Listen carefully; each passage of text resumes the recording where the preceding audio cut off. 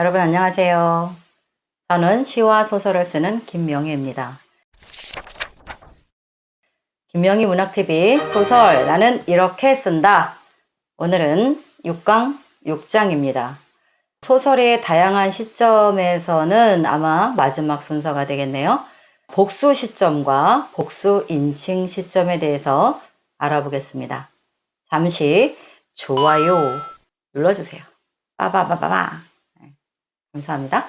첫 번째 복수 시점에 대해서 한번 먼저 알아볼게요. 복수 시점이란 시점이, 그러니까 작품 하나에 시점이 복수, 그러니까 한 개 이상 들어간 거죠. 2가지나 3가지 정도 들어갔을 때 복수 시점이라고 이야기할 수 있어요.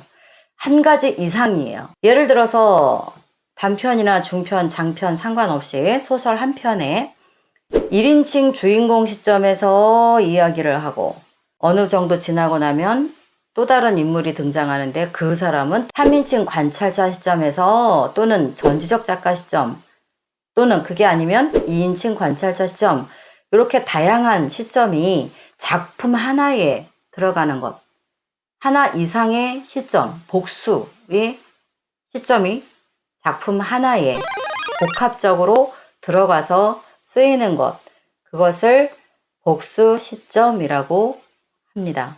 예를 들어 2-3명의 등장인물을 각각 다른 시점에서 서술해가는 방법이라고 보면 간단하죠. 또 하나의 경우는 옴니버스 구성 중에 하나예요. 어떤 거냐면 한 권의 장편 소설이지만 챕터마다 시점을 다르게 해서 한 챕터는 예를 들어 1챕터는 3인칭 관찰자 시점이라든가 뭐 그는 이렇게 간다든가, 그 다음에 2챕터는 2인칭 관찰 시점에서 너는 어떻게 했고 너는 어떻게 네가 그렇게 하고 있다, 2인칭 관찰 시점으로 넣는다든가, 3챕터는 1인칭 주인공 시점으로 넣는다든가, 그죠? 그렇게 또 하나는 계속 달리 갈 수도 있는 거죠. 그래서 독자가 이런 경우는 굉장히 더 흥미롭게 읽을 수 있는 점도 있고요. 또 어떤 경우는 어떤 독자는 너무 복잡하고 정신만 없어 막 이럴 수도 있겠죠. 그러니까 작가가 고민을 잘 해서 가장 효과적으로 복수 시점을 배치했을 때 장점이 최대 극대화 되겠죠. 그렇죠? 그런 경우가 이제 복수 시점인 거고, 또 하나는 이제 복수 인칭 시점이 있어요. 복수 인칭. 소설 속에 등장하는 주인공이 1인이 아니라 다수인 거죠. 다수. 즉 복수인 거예요. 복수. 그럴 경우는 주인공이 다수니까 우리는 이라는 서술자가 우리는 이라고 쓸 수가 있죠. 우리는. 왜? 복수형이니까요. 예, 단수가 아니라 너 또는 나 이런 단수가 아니고 복수형 인칭이기 때문에 우리는 이라고 쓰게 되죠. 자, 그러면 우리는 또는 그들은 이라고 2가지가 복수 인칭에 쓰입니다. 여기서 어떤 경우는 우리는이고 어떤 경우는 그들은인가를 여러분이 정확히 알면 돼요. 그것은 뭐냐면 여기에서 서술자가 스토리 속에 나도 등장해서 나도 같이 인물로 움직인다. 서술자가. 그렇다면 우리는이 되죠. 네, 나를 포함한 우리는 이렇게 했고 이렇게 했고 이렇게 했다. 이렇게 가겠죠. 그죠?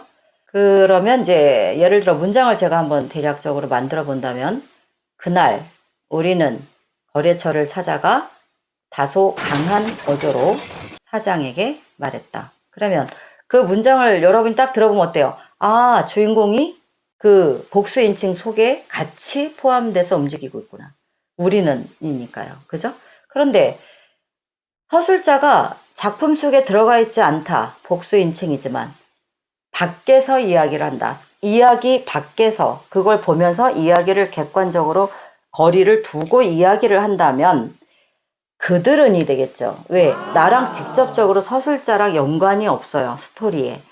그들은이 되는 거죠. 우리는이 아닌 거죠. 그것을 볼 때 복수 인칭일 경우는 2가지를 보면 구분이 되는 거죠. 이해 가셨죠? 이건 뭐 어렵지 않잖아요. 그죠? 자, 그러면 문장을 쓸 때 어떻게 되겠어요?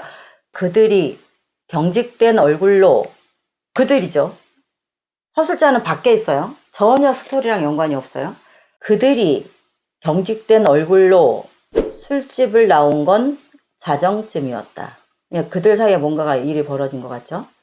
내일 법원에서 과연 어떻게 판결이 날 것인지 모두 궁금해하며 헤어졌다. 이러면 어때요?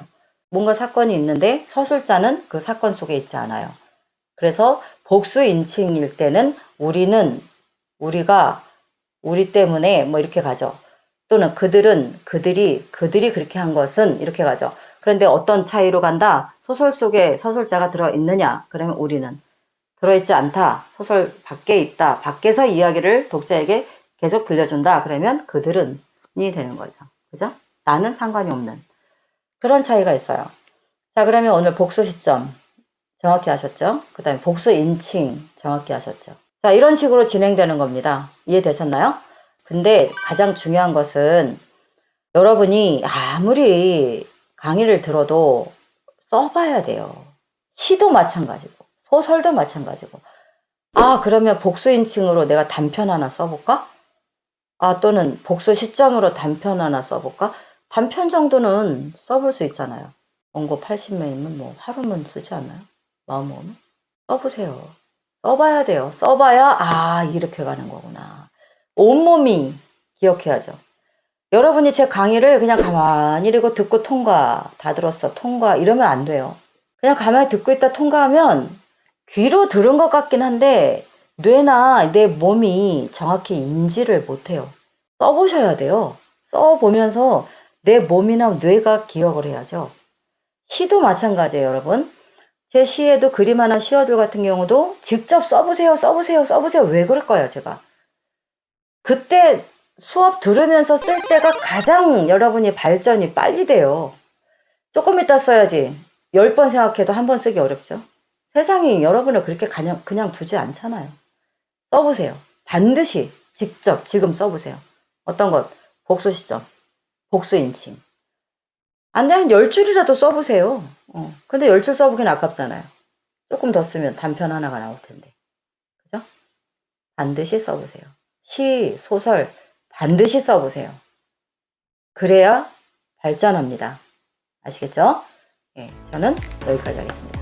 시와 소설을 쓰는 김명희였습니다. 안녕.